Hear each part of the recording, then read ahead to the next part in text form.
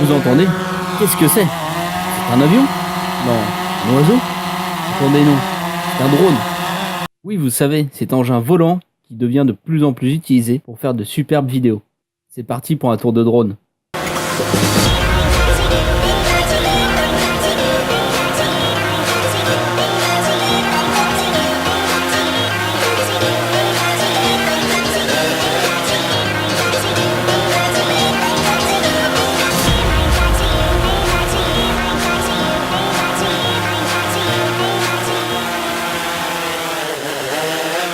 Déjà, qu'est-ce que c'est?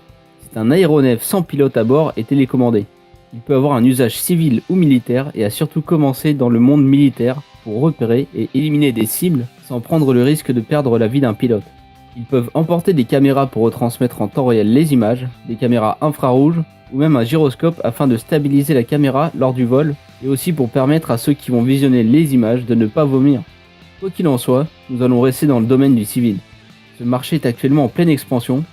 Imaginez même que cette année, les Néerlandais ont dressé des aigles pour intercepter les drones près des sites sensibles. Ils sont utilisés principalement par des vidéastes pour prendre de superbes vidéos aériennes. Leur maniabilité permet à son utilisateur de faire tout ce qu'il désire avec une grande facilité. Leur domaine d'utilisation ne s'arrête pas là. Ils sont aussi utilisés par les scientifiques pour pénétrer dans des zones dangereuses ou pour livrer des colis comme le font Amazon et DHL, ou encore plus surprenant, certains les utilisent pour apporter des boissons dans des restaurants. Leur seule contrainte est leur autonomie, qui est pour la plupart de moins d'une heure, même si les drones solaires vont finir par arriver un jour.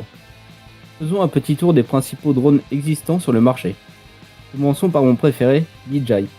Ils produisent 3 gammes de drones, les Phantom, l'Inspire et le tout dernier né, le Mavic. Ces drones ne sont pas donnés et se destinent plus pour les professionnels. Le Phantom reste le plus répandu.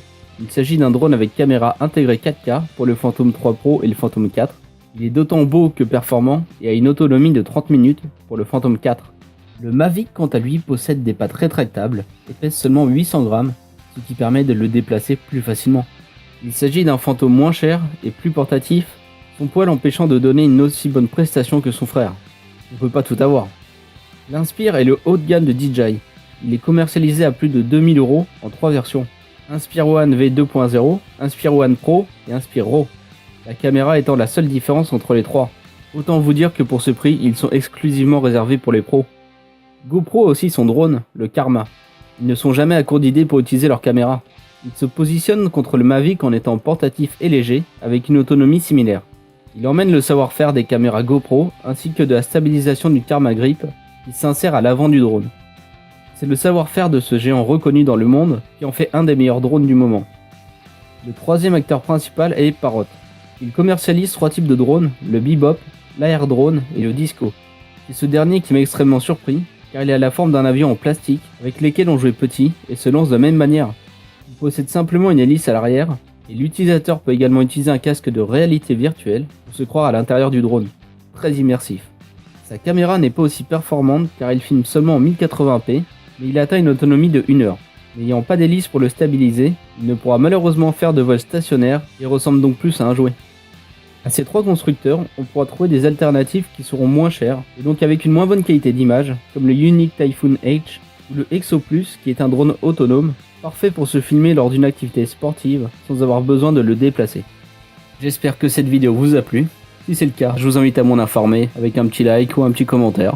Et sur ce, je vous dis à la prochaine et vivez avec le sourire.